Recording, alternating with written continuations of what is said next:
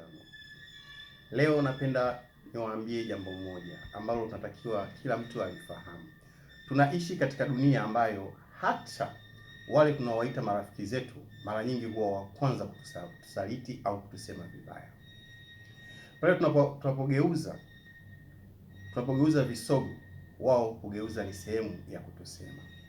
Wengi wao mara nyingi hutuheshimu kwa sababu ya vyeo, au labda wanatuheshimu kwa sababu vyeo vyetu, mali zetu tulizo nazo, si kwa sababu ya upendo wa kweli.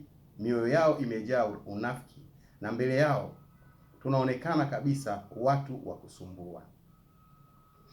Lakini ni dearest Father, bila uwepo wako hakuna anayeweza kunipenda kama nilivyo, bali neema yako hakuna wa kunidekeza, kunibembeleza, kunifariji, na bila uwepo wako hakuna wa kumsiri wa mambo yangu ya siku zote.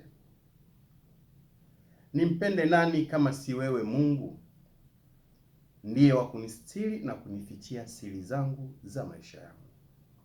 Dunia hii haina upendo wa kweli, ila kumejaa maigizo na maneno matamu yasiyo na mizizi wala matawi. Je, kweli yupo mwanadamu duniani ajitokeze mwenye upendo wa dhati hata kwa 1% tu, kwamba tuonyeshe huyu mtu ana upendo kweli wa dhati? Hao ndio binadamu walivyo, na maisha ndivyo alivyo, na dunia hii tunaishi katika misingi kama hiyo. Usiishi maisha ya kutaka kuwa kama mtu fulani. Kila mtu ana safari yake ya maisha, nguvu zake na pia madhaifu yake.